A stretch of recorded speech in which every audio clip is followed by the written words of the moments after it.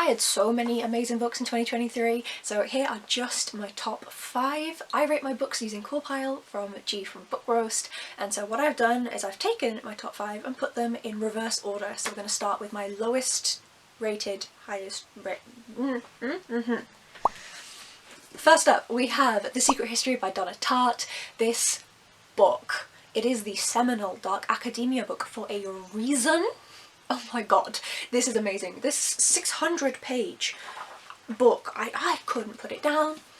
It's a slow read and I was absorbed for every single second. The characters are so problematic. This entire book is fucking problematic and it knows it. I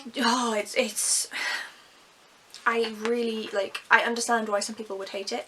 Totally get that. That's totally fair. But I was just so invested, so drawn in. I couldn't stop reading it. Beautiful. Absolutely beautiful. Oh my god. I am definitely a hoe for Before the Coffee Gets Cold in that entire series. So, there's my review for the first book up there. And when I read Before We Say Goodbye by Kawaguchi, of course it was going to end up on here. This whole series, very simply, is about you go to a coffee shop, you sit in a special seat, you drink the cup of coffee and you go back in time, and you have to finish the coffee before it gets cold or you get trapped.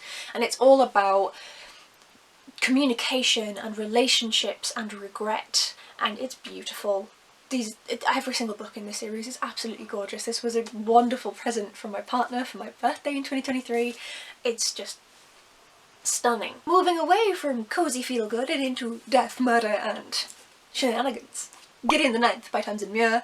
Oh my gosh, the banter, the joking, death, skulls, necromancy, lesbian necromancers, unravelling a mystery.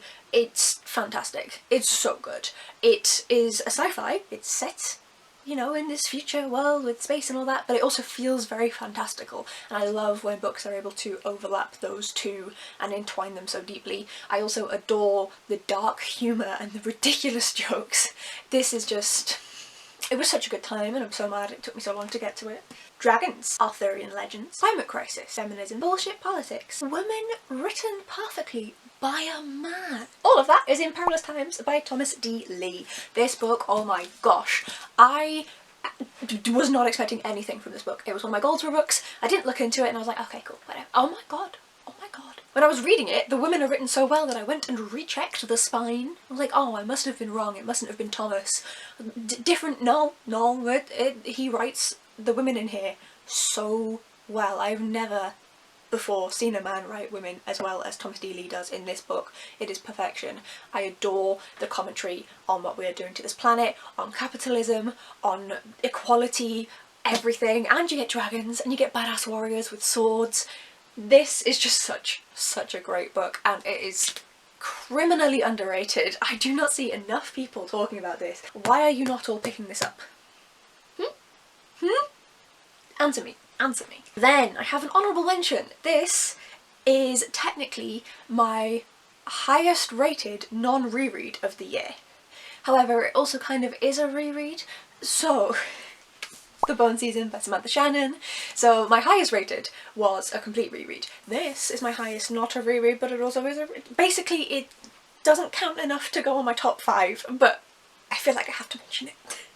The Bone Season is a beautiful series. This also combines fantasy and sci-fi wonderfully, also with dystopian in this one.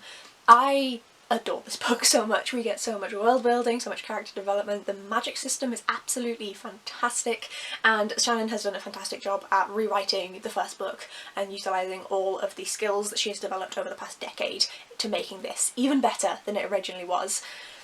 This is just... oh, I love her. I love her. And then, my best book of 2023, my highest rated non-reread, is A Day of Fall and Night by Samantha Shannon. Ta-da! It's got dragons and Samantha Shannon. And sword fights and world building, and oh my gosh, I definitely am one of the people that am fully sucked into the Samantha Shannon hype. I know that some people aren't keen on her writing style. It's totally fair, it's different for everyone, but oh my gosh, I would die for her writing. I would read her grocery list. Like, give me her supermarket shopping list and I will read... oh. It's so good. It's so good. Some people weren't as keen on this one. Being a prequel, you kind of know what's going to happen to certain characters, but I feel like she said it early enough that whilst you know certain things will happen and have an impact on Priory of the Orange Tree, there is also enough kind of tension there that you don't know exactly what's going to happen to these people specifically. It's just, everything she writes just gets better and better and better. And these are my top 5 and a bit books for 2023. Honestly, I had an amazing year. This is just scratching the surface.